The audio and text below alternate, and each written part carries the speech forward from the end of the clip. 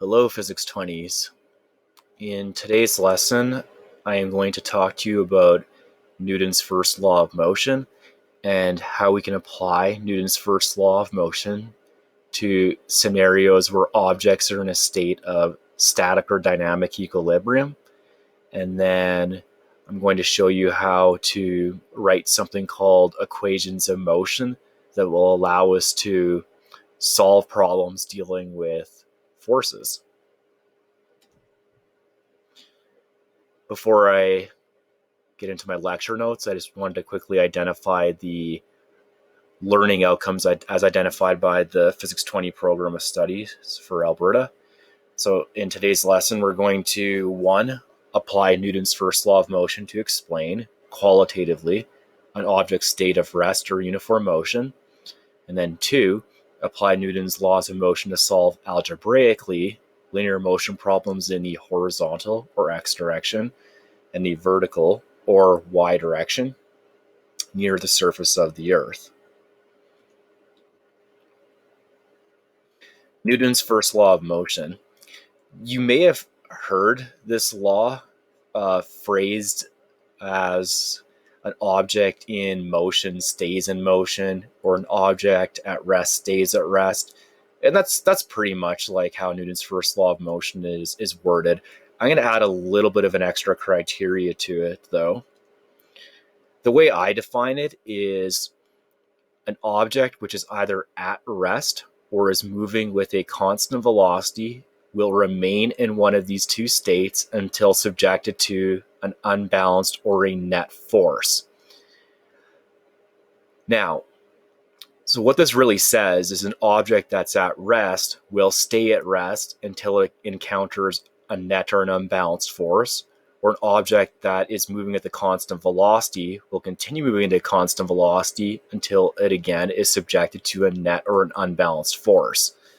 Now, I'm going to first of all explain what a net or an unbalanced force is. The analogy I really like to use to explain this is looking at a tug of war. So I'm just going to draw a small rope here.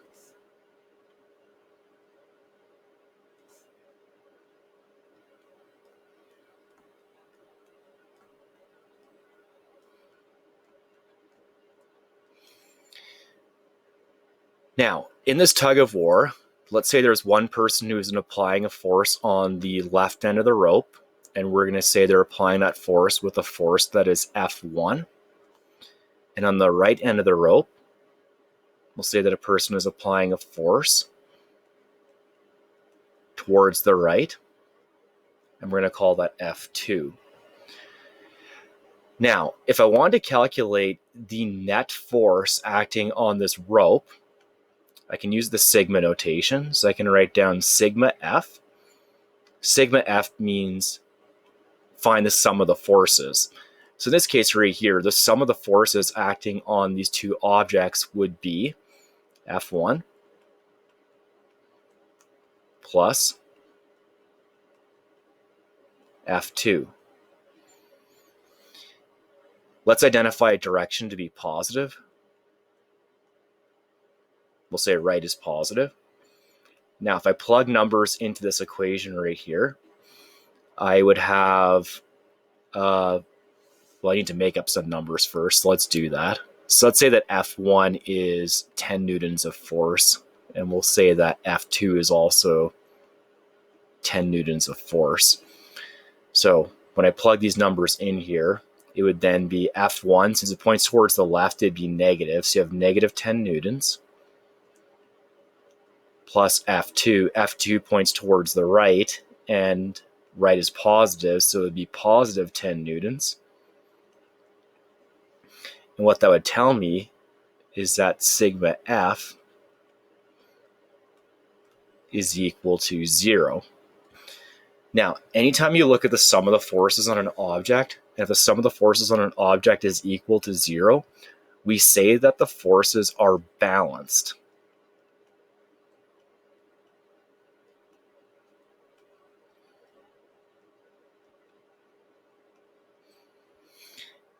In the example I showed here, those two forces are balanced because you have one force that points towards the left with 10 newtons, one force that points towards the right that's 10 newtons.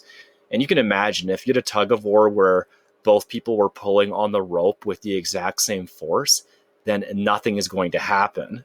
They'll just remain stationary.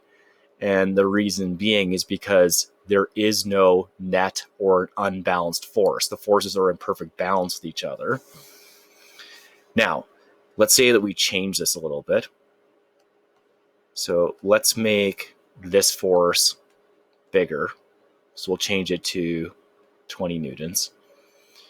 Now, if that force is bigger, you should actually draw the vector a little bit longer just to indicate that it is larger in magnitude.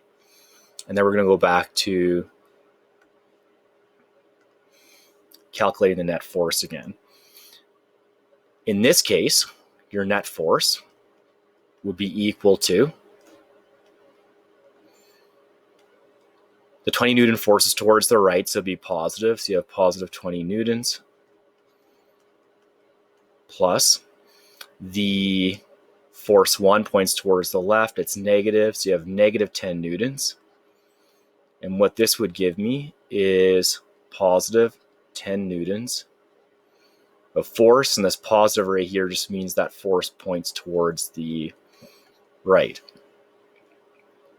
In this case, your net force is not equal to 0. If your net force is not equal to 0, it means these forces are not balanced, or the word we can use is unbalanced.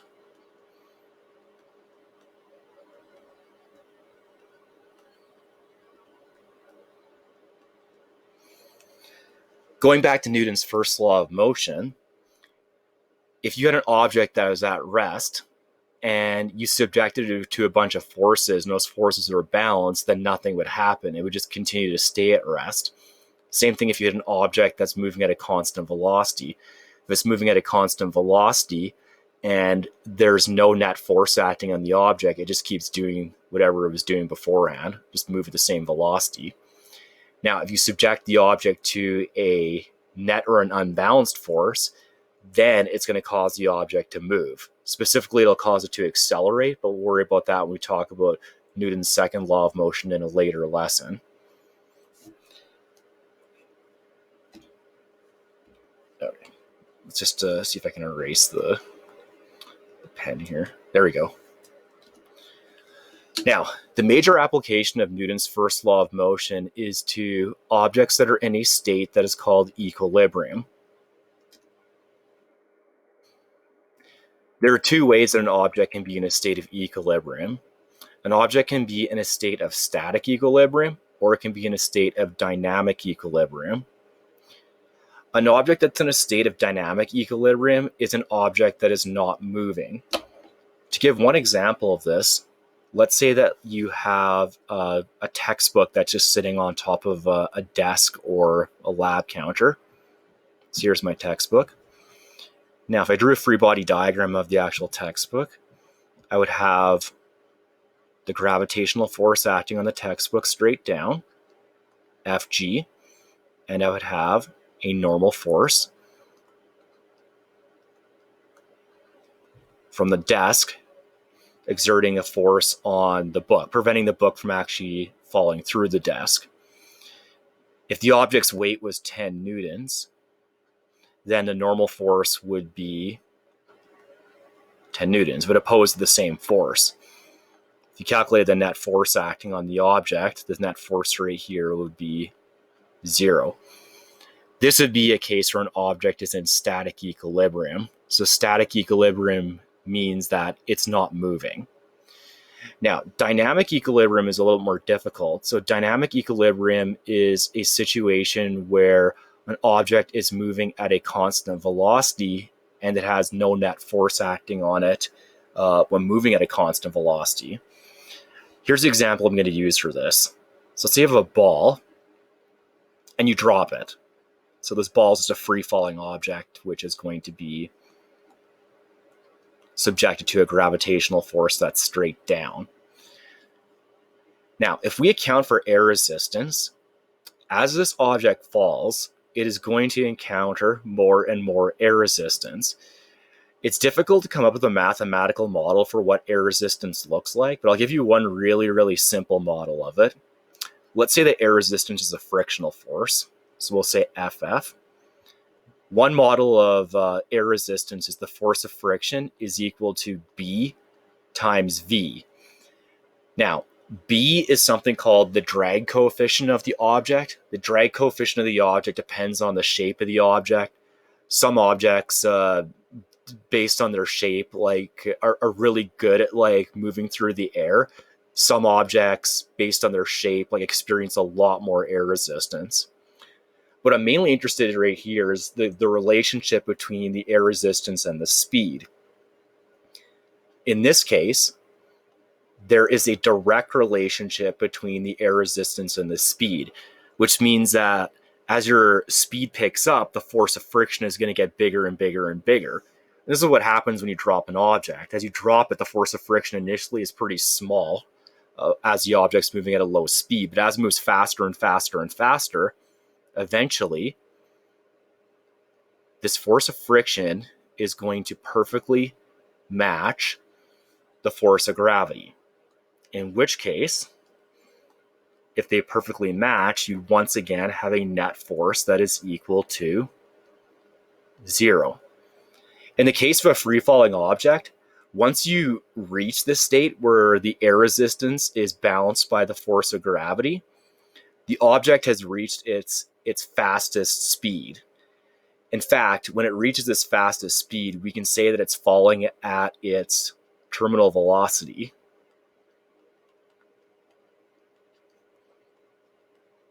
Terminal velocity would be this point where the object's force of gravity is being perfectly offset by the force of friction.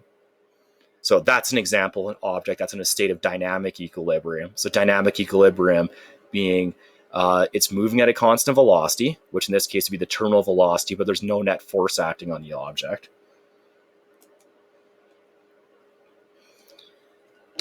Continuing on with the notes here. When an object's in equilibrium, whether it's static or dynamic equilibrium, the sum of the forces acting on the object is equal to 0, which I just pointed out in the two drawings that I just showed. So whether it's static or dynamic equilibrium, the sum of all forces acting on the object is equal to 0. When the sum of the forces acting on the object is equal to 0, it means all forces acting on the object are perfectly in balance. So they offset each other, resulting in no net force. Referring to the formula sheet and the physics principles on the formula sheet, the physics principle that would apply to situations where an object is in a state of static or dynamic equilibrium would be our uniform motion physics principle. Uniform motion means it's an object that is moving at a constant velocity, or it's at rest. So it's at rest, it stays at rest, its velocity is constant at 0. When this is the case, the forces on the object are balanced. Now, I believe on the formula sheet, which has been a bit updated since I wrote this PowerPoint slide, and instead of writing down balanced forces, I believe they just write down this. They write down F net is equal to 0. F net and sigma F just represent the exact same thing. The sigma notation is something that we used a lot more in engineering, as where I think F net, they tend to use that notation in physics courses, but either way, they just mean the same thing. And in this case right here, if you have a net force on an object that's 0, then the object will undergo uniform motion.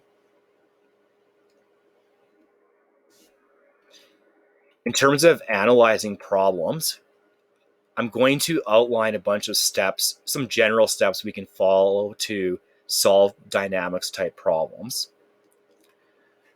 So the first step we want to do is you want to draw a free body diagram of our object of interest. A free body diagram is just a diagram where you take an object of interest and you identify all the different forces that act on the object.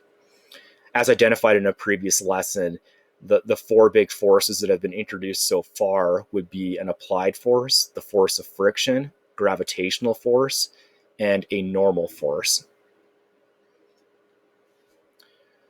2, if you have any forces that are at angles, you want to break them into the x and y components.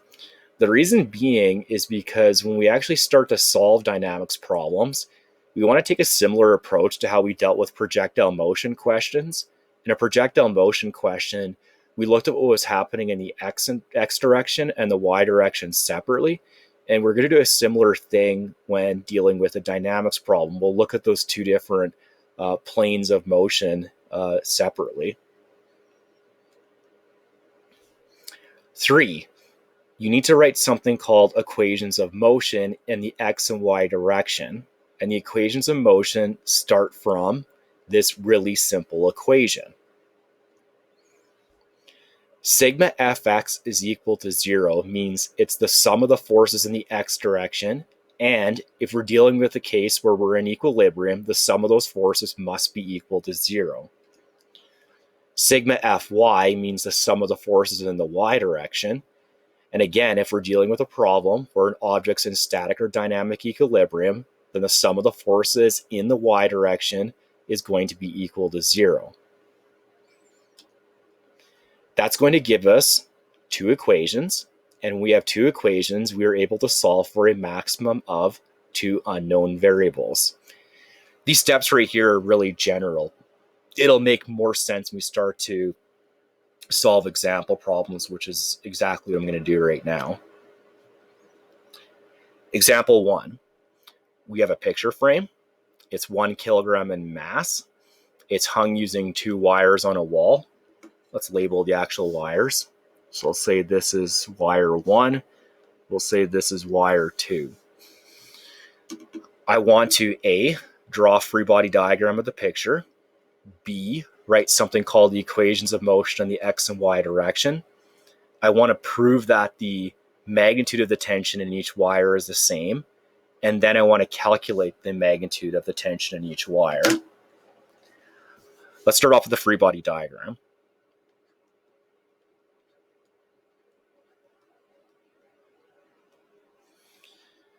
So FBD, and I'll just draw this little square right here to represent the picture frame. Now, on this picture frame, you'd have the force of gravity that's straight down. So you have Fg. And we would have two tension forces. We'd have one tension force that acts on the left edge of the picture frame from wire 1. Now, when we draw that force, we need to draw the forces from the center of the object. So even though I know that the force acts on the top left portion of the picture frame, I'm going to draw it starting from the center. So here, I'm going to call this FA1. Now, wire 2 acts on the right edge of the picture frame, and I'm going to draw it from the center of the object. So from the center of the object, it's going to look like this. You're going to have FA2.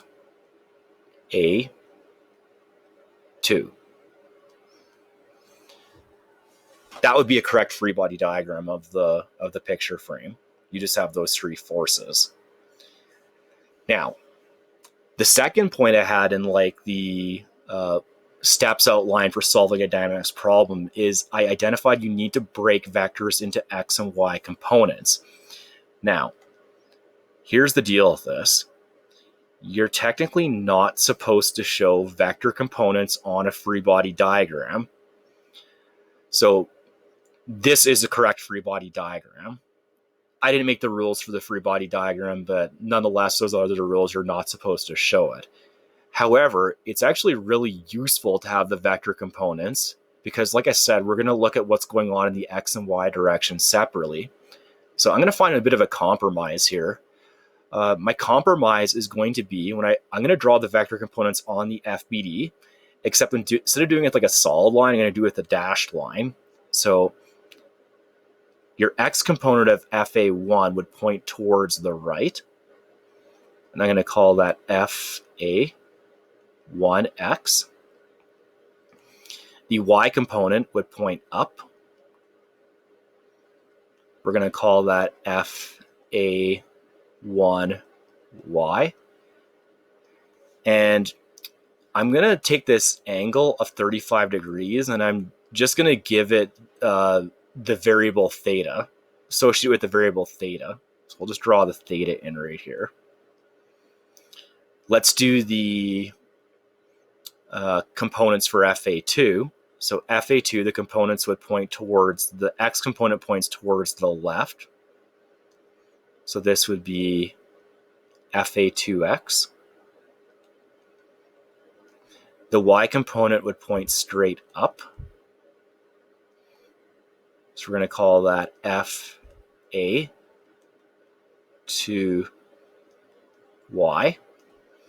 And we have this angle theta. So that's a free body diagram where I've drawn the vector components, but by doing it with a dashed line, I, in a sense, have identified I'm not really supposed to do that. Now, if you don't want to draw the vector components on the free body diagram, that's fine. But what you would need to do is you'd have to do a couple of other separate diagrams where you take the vectors FA1 and FA2 and just show the components on a different diagram. However, if you want to do it like this, then it's totally fine. Just make sure you do it with dashed lines because we are communicating you're technically not supposed to put it on here. That's part A. Just going to change the pen color back to red.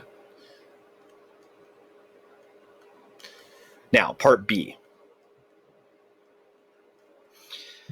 Write the equations of motion in the x and y direction. This is going to be something new. Okay, so first things first, I'm going to write down that equation that identifies that I'm dealing with an equilibrium situation. So that is the sum of my forces in the x direction. So we'll start in the x direction is equal to 0. If the sum of the forces on an object is 0, it means the object is not moving. This picture frame is not moving, it's just sitting there. Now, what sigma means is sigma always indicates you need to add different things together. So what you would do right here is you'd look at all forces from the free body diagram in the x direction and just write them down as a sum. So when I look at the free body diagram in the x direction, I have two x forces. I have the x component of FA1 and the x component of FA2. So this would then turn into FA1x plus FA2x. And that's equal to 0. What I like to do is account for the direction of these vectors immediately. I'm going to identify a direction I want to be positive, which is going to be towards the right. And I'm going to rewrite this statement down here. Okay, I'm just going to rewrite this accounting for direction. FA1x is a vector that points towards the right. So I'm going to put a plus sign in front of it. So you have FA1x. FA2x is a vector that points towards the left. So I'm going to write down a negative in front of it to indicate it's towards the left. And you have FA2x is equal to 0. So the plus sign means the vector points towards the right. The negative sign means the vector points towards the left. You'll notice in this step right here that I dropped the vector signs on the force variable. The reason being is, in a sense, I've kind of like factored or pulled the direction out of the force. I've dealt with that by putting the plus or the negative sign in front. So what that leaves now is these force values F are just going to represent the magnitude of the force. I want to take this one step further though. So I want to write down the x component in terms of the actual magnitude of the applied force and in terms of that angle theta. So if I do this, this would turn into FA1x would be, take the magnitude of that vector component, which is FA1. Since FA1x is the side adjacent, and I'm using the side hypotenuse for FA1, that would be the cosine ratio. So you have cosine theta.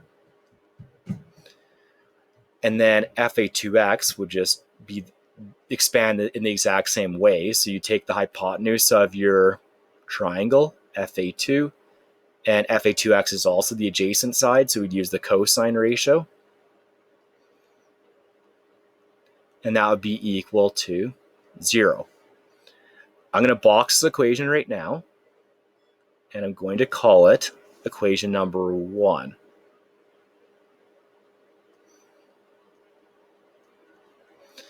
That's what we call an equation of motion. So what I've done is I started with sigma f is equal to 0. I looked at the free body diagram, and I constructed an equation based on the free body diagram. I wrote that equation down, and I expanded it as much as I could in terms of like the known variables in the problem. Now let's go to the y direction.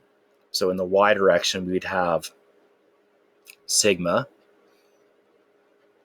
Fy is equal to 0, which means find the sum of the forces in the y direction. The sum means just add them all together. So in the y direction, you have 3 forces. You have the y components of both those applied forces, and you have the force of gravity. So this would become Fa 1y plus Fa 2y plus Fg is equal to 0. I like to deal with the direction right away, so I'm going to assume that up is positive, which basically means now if the force points up, put a plus sign in front of it. If the force points down, put a minus sign in front of it. So this is going to expand the equation to positive Fa1y plus Fa2y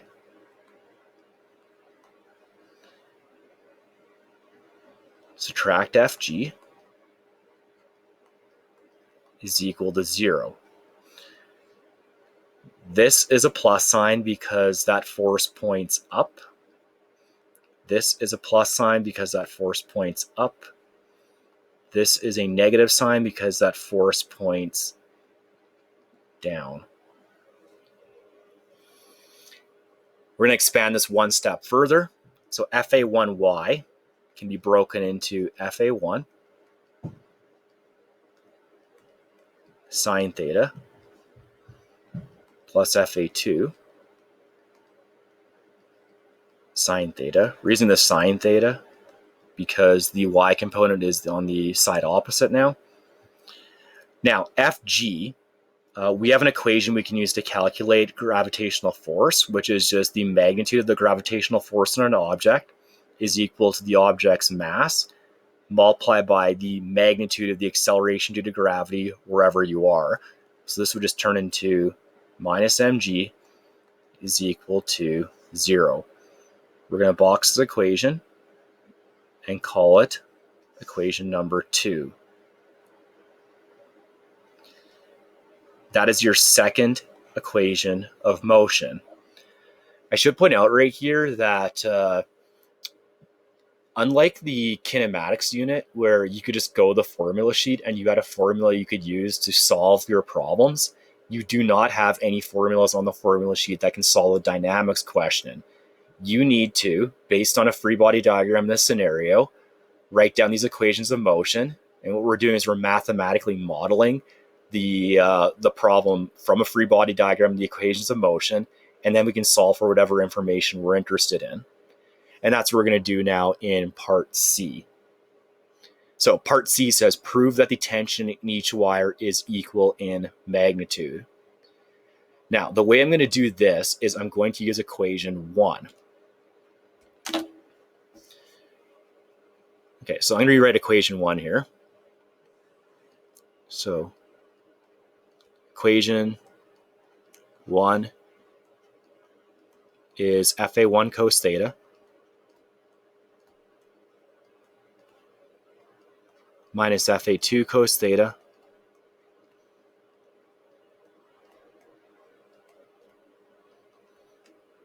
is equal to 0. I'm going to add FA2 cos theta to both sides of the equation. So when I do that, this would give me FA1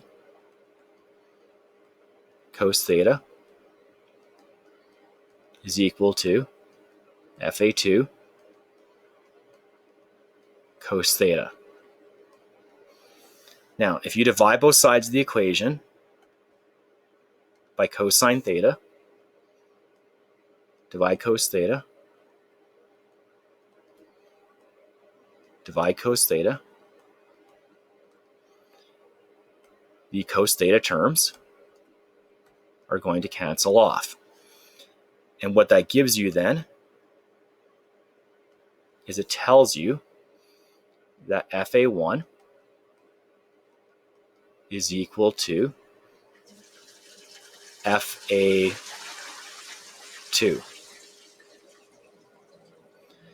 Now, because these two tension forces are the same, there really isn't a need to actually write down the subscript FA1 or FA2. So I'm just going to drop it, and I'm going to say this is equal to FA. I'm going to do it with a different color just to make it stand out for a part for later.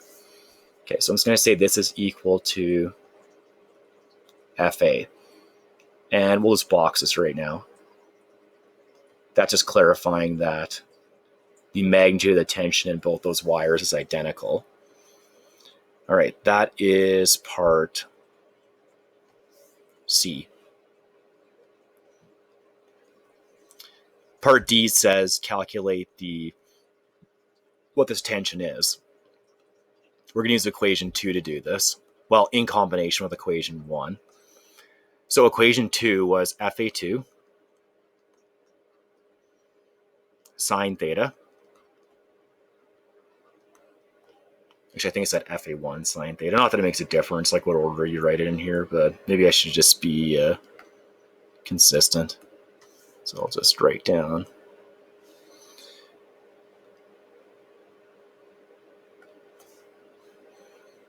okay. FA1 sine theta plus FA2 sine theta minus mg is equal to 0. Now, I'm going to do a substitution here. So let's call this equation up here. Let's go back to purple again. We're going to call this equation 3. I'm going to sub this into this equation right here. I'm going to sub it into equation 2. So sub 3 into 2. What I'm going to do is I'm going to replace these FA1 variables and the FA2 variable just with FA because they're the same tension. So this would become FA sine theta plus FA sine theta. Let's add mg to the other side of the equation. So add mg, both sides of the equation would be equal to mg here. The left-hand side of the equation, I want to simplify it. FA sine theta and FA sine theta, those are like terms. That'd be equivalent to having, for example, xy plus xy. Xy plus xy would just be 2xy. So FA sine theta plus FA sine theta would be 2FA sine theta, which is equal to m times g. To get FA by itself, we're going to divide both sides of the equation by 2 sine theta, which will give us FA is equal to mg divided by 2 sine theta. That's our equation for calculating the magnitude of the tension. To do it now, we just plug the numbers into the equation. So the picture frame has a mass of 1 kilogram, 1.00 kilogram. G right here is just the magnitude of the acceleration due to gravity. we do not need to write down negative 9.81 meters per second squared because we've already accounted for the fact that Fg was a negative force because it pointed down. So you don't need to do that a second time. Divide this by 2 times sine, and the angle in the problem is 35 degrees. Before you calculate this, just make sure your calculator is in degrees mode, not radians. And then you should get FA, and we'll go to 3 significant digits. We'll ignore the angle for significant digits, and that would be 8.55 newtons.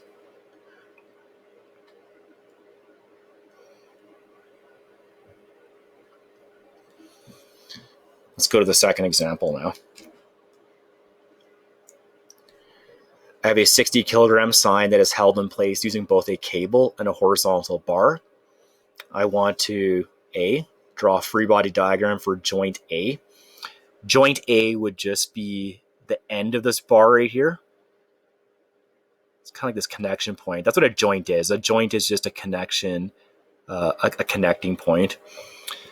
B, write the equations of motion in the X and Y direction. And then C, calculate the tension in the cable. So let's say the cable is 1 and the compression in the bar, we'll say the bar is 2. And let's write this angle as theta for the time being. Part A, FBD. For this little connecting joint.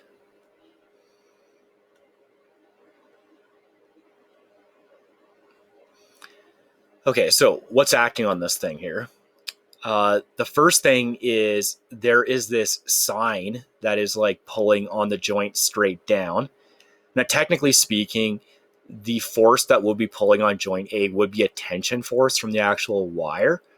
But since the wire is directly connected to the actual hanging sign, the tension on the wire is just going to be equal to the force of gravity that's acting on that sign. So I'm going to save myself a step right here, and I'm just going to identify this as Fg, and I'll say Fg for the sign. Now, the tension force from the cable, it's at an angle right here. So this would be going up and towards the left, so I'll draw that. We're going to call this one FA1. I'm going to draw the vector components right away. So the vector components of this force would point towards the left. We'll call that FA1x. And you have a vertical component that points up, which we're going to call FA1y, with this angle being theta. Now, the force that might confuse you is what direction is the compression in the bar. We know it's going to be horizontally because the bar is aligned horizontally, but the question is it towards the left or is it towards the right? Well, let's look at the free body diagram. We know the object's in equilibrium. Equilibrium means that the forces in the X direction have to be balanced and the forces in the Y direction need to be balanced. In the Y direction right now, we can see the balance of forces. The force of gravity from the sign is being perfectly offset by the Y component of FA1. In the X direction right now, we have FA1x that points towards the left. So right now that force is being unbalanced. The only way to balance it would be to have a force that points in the opposite direction. So that's going to be FA2. So that's that compression force from the bar. B, let's write the equations of motion. Let's say that right is positive, and I'm going to find the sum of the forces acting on that joint in the X direction. And because we're in a state of static equilibrium, the sign is not moving. That's got to be equal to 0. Now, I'm just going to skip that one step where I show the addition of forces and just go straight to the step where I start to account for the actual direction. So what this means here, sigma fx, is look at the free body diagram, look at the forces in the x direction. If that force points towards the right, we're going to put a plus in front of it. If it points towards the left, we're going to put a negative sign in front of it. So this equation would turn into plus Fa2 subtract Fa 1x is equal to 0. This force is a plus because it points towards the right. This force is negative because it points towards the left. We can expand this equation one step further. Fa2, and we can break the x component into Fa1 multiplied by cosine of theta, and that's equal to 0. So box this equation, and we'll call that equation number 1. That's the first equation of motion. Now let's go to the y direction. Assume up is positive. Find the sum of the forces in the y direction. And if we're in a state of static equilibrium or dynamic equilibrium, that's equal to 0. Expand this. So this means look at the FBD, look at the forces in the y direction. If the force points up, it's positive. If it points down, it's going to be negative. So Fa1y points up, so that's going to be positive. Fa1y. Fg sine points down, so that's going to be negative. So you have negative Fg sine, and that's equal to 0. This force has a plus in front of it because it points up. This force has a plus in front of it because it points down. I can expand this one step further. So this would turn into Fa1 sine theta. The y component's the opposite side from the angle. Fg sine would just be m times g. So I have Fa1 sine theta minus mg is equal to 0.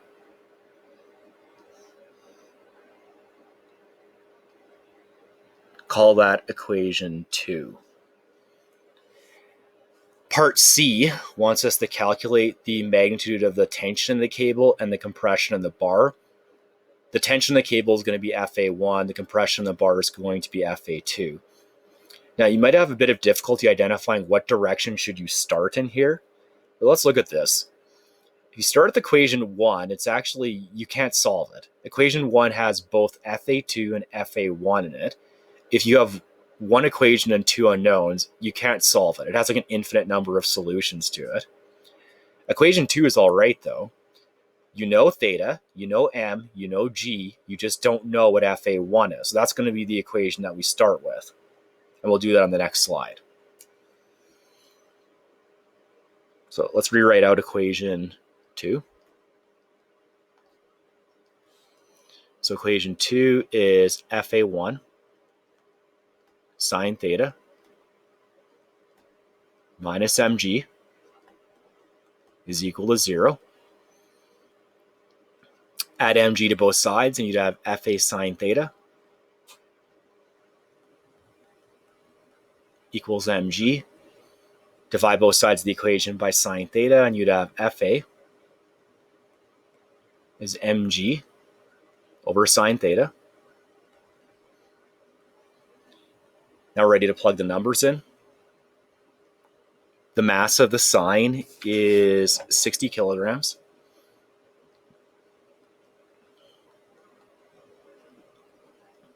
G is just the magnitude of the acceleration due to gravity. So once again, no need to put a negative sign in front of it. We already dealt with the fact that the force of gravity is negative when we wrote the equation of motion out. Divide by sine. The angle in this problem is 15 degrees. Once again, make sure your calculator is in degrees mode, and then we get, oh, this should be FA1 here. Let's add the 1 back.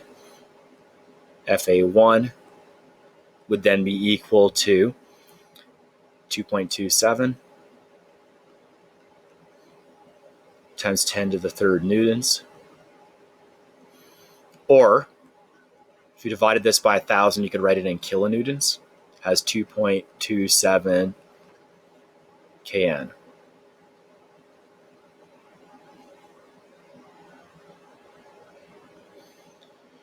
Now, to get FA2, we can just go to use equation 1 now.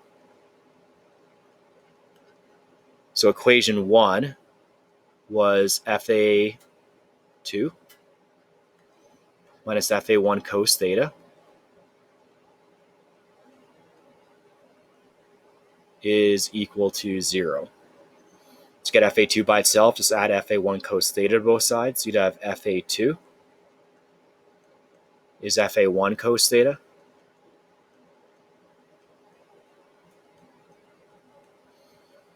plug the numbers in. So FA1, so we can solve this now because we know what FA1 is at this point. So that'd be 2.27 times 10 to the third newtons, multiplied by cosine of 15 degrees. And this is going to give me FA2 is 2.19 times 10 to the 3 newtons. Or you can write it in kilonewtons as 2.19 kilonewtons.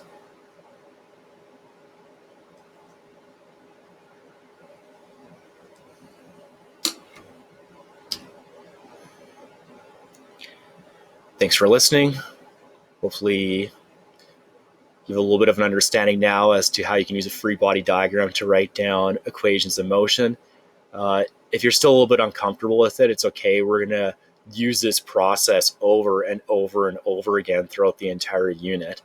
In the meantime, complete the assignment called Newton's First Law of Motion, Part 1, and I'll talk to you next time. Thanks.